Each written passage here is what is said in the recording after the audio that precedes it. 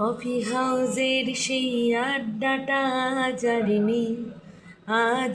নেই।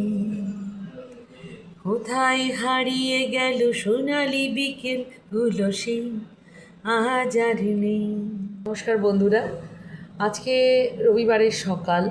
তো আপনারা তো রবিবার দিন একটু আড্ডা মারতে ভালোবাসেন, আমিও কিন্তু খুব আড্ডা ভালোবাসি। আর রবিবার মানে মনে হয় যে একটু ঘর থেকে বেরিয়ে সব কাজটা ছেড়ে একটু ঠান্ডাতে বসে একটু মনের মতো করে কফি খাই, বা একটু মনের মতো করে চা খাই, বা একটু স্ন্যাক্স কিছু খাই। তো সবসময় সেটা তো হয়ে ওঠে না, কিন্তু সেরকম জায়গাও তো থাকতে হবে। আর বিশেষ করে আমরা যারা কলকাতার বাইরে, মানে কলকাতায় থেকে এসেছি, কলকাতার বাইরে সেরকম জায়গা খুঁজে পাওয়াও তো মুশকিল। তা আজকে আমি যে জায়গাটায় বসে আছি সেই জায়গাটার নাম হচ্ছে ব্ল্যাক ফরেস্ট, একটা ক্যাফে, ছোট্ট ক্যাফে, কিন্তু খুবই ভালো। মানে একদম আসামের, মানে তিনসুকিয়ার প্রাণ কেন্দ্রতে বলা যেতে পারে।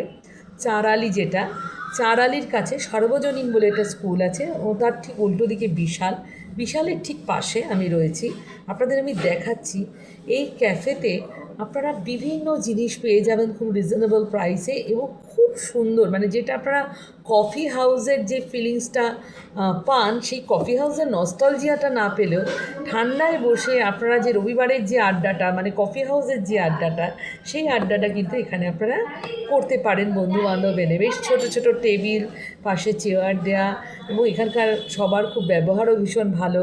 আর তাছাড়া মানে ঠান্ডা তো আছেই এই ক্যাফেটাতে, খুবই ঠান্ডা, এবং এদের 4-5টা আউটলেট রয়েছে সারা তিনসুকিয়া জুড়ে। তো সেই জন্যে আপনারা যদি, মানে আপনারা তো সবসময় জানেন না, তো সেই জন্য আপনাদের এই ইনফরমেশানটা দিলাম।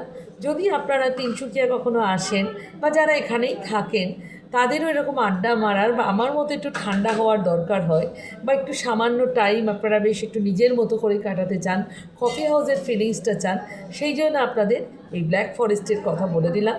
তাহলে মনে রাখবেন নামটা, ব্ল্যাক ফরেস্ট। সবাই খুব ভালো থাকবেন। আবার অন্য বিষয় নিয়ে আপনাদের সাথে দেখা হবে।